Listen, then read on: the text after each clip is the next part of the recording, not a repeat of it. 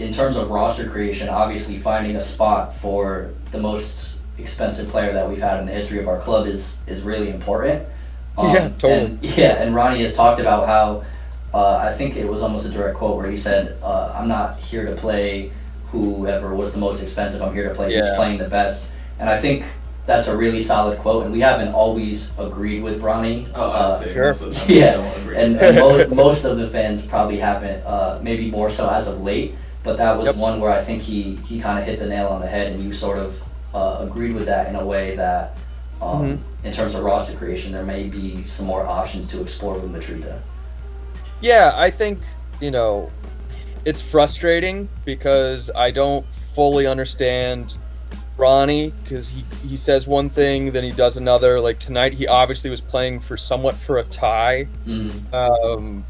with that much changeover and player selection. Arguably not starting your best player of the year in Tinnerholm. Granted, injuries and rotation are important, but like you pick your spots when you do it, and you just played this opponent, so like in theory their weaknesses and stuff. Right. So to what I would argue is purposely weaken yourself against that is an interesting choice. And the classic quote where paired with like, if Matrica doesn't play defense, he doesn't get to play. Like, I don't like basketball out there.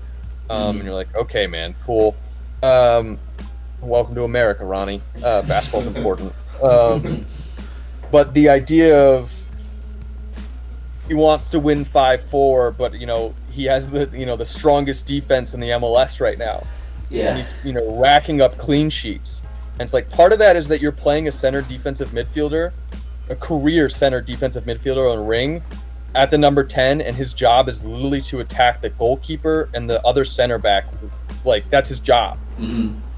And so I get really confused with Ronnie and all his kind of talks where it's like, it's not that I don't trust the words that come out of his mouth, I just don't give them weight, because like what he puts out on the field is different than what he's talking about. Yeah, that's that's kind of where we're at. That's what I was going to bring up, because we had just seen the quote from the outfield today when they just had that conversation with Ronnie where he kind of amended his "I'd rather win 5-4." He amended it to 5-0. But regardless whether he wants to stick with the "I'd rather win 5-4," "I'd rather win 5-0" story, what we're seeing on the field is neither. Right. So it's just, I don't know, sometimes I just question what he is seeing on the field as opposed to what fans are seeing on the field. A whole different, yeah, and then he kind of even spoke to that point in the thing, because he was like, I watched all the games from last season, and in terms of my own criteria, we have more chances now than we did then.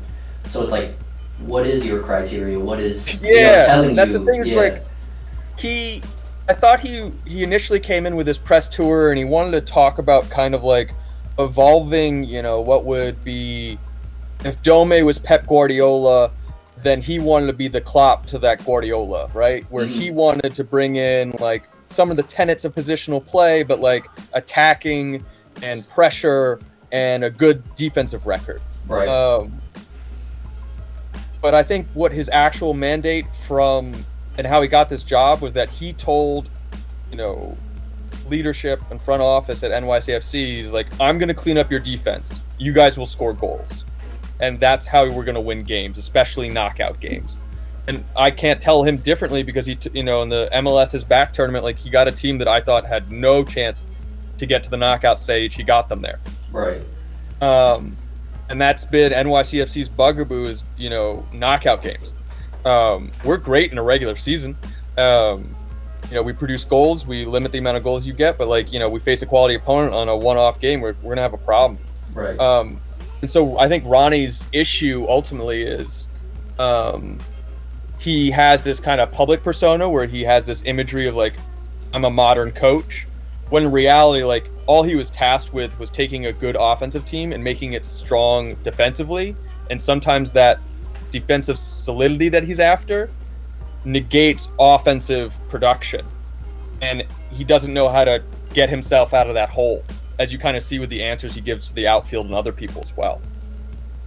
Yeah, I would say in relation to some of the answers he gives, it seems like he's almost at times like lashing out at fans and people who really care the most about the team, and that's why I wonder at what point that his his view of us in terms of people who are commenting on the games really like went sour, because it seems like he's very spiteful, and he almost doesn't like to hear criticisms that, in all honesty, they all come from a good place. Like, we want the team to be better. We're not picking on him to to make him feel bad. We're picking on him because we want our team to win. Right. At the end of the day. But I wonder, when that soured.